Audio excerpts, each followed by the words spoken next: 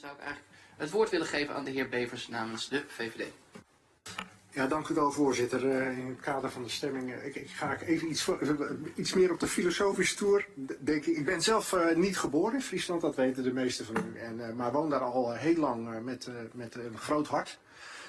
Ik zou aan de commissaris, als Fries onder ons, nog eens het volgende. Ik krijg ook nog wel eens de vraag, waar maken jullie nou eigenlijk zo druk over, dat Fries?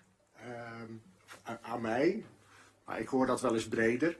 En ik heb wel eens geprobeerd uit te leggen wat het Fries betekent. Wat is Minskip? Leg het maar eens uit in het Nederlands. Het is niet zozeer een vertaling. Het is veel meer dan dat. Wat betekent dat Fries nou voor de identiteit? Waarom is het nou zo belangrijk dat we daar zulke goede afspraken over maken in zo'n bestuursovereenkomst?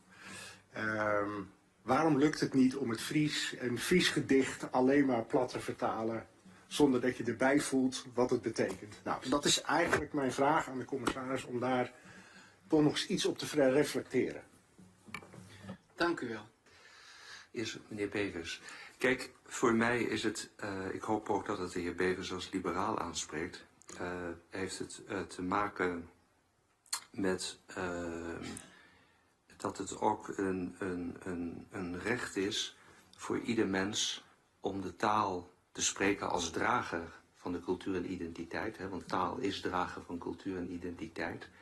Omdat je daarmee in de gelegenheid gesteld wordt je unieke karakter te ontvouwen en je mens zijn verder te ontwikkelen.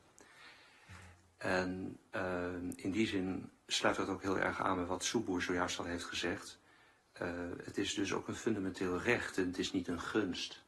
En in de atmosfeer van hoe wij in Nederland omgaan met cultuur in de brede zin van het woord en identiteit, dat doen wij in Nederland toch veel minder goed dan andere Europese landen. Dat is altijd een beetje vreemd of bijzonder of doe niet zo gek of gedraag je een beetje of doe niet zo overdreven. Maar daarmee ga je voorbij aan het individueel gevoel wat mensen of een volk heeft, in dit geval ook het Friese volk, waarbij de taal van de emotie, de taal van het hart, voor jou buitengewoon belangrijk is. En dat niet op goede waarde schatten, vind ik dus een minachting naar dat volk en naar de mensen toe. En voor mijzelf, want daar vraagt u ook naar, kijk, ik ben in Holland geboren, maar ik ben wel Fries geworden.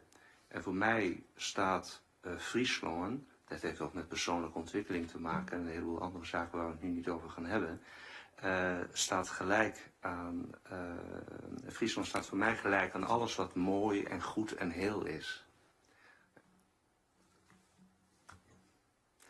En daarbij is ook die taal voor mij zo belangrijk en wil ik ook zo graag dat die taal de respect en de positie krijgt die het ook verdient, omdat het mij gelukkig heeft gemaakt. En ik hoop dat daarmee ook het voor de andere mensen hetzelfde kan betekenen.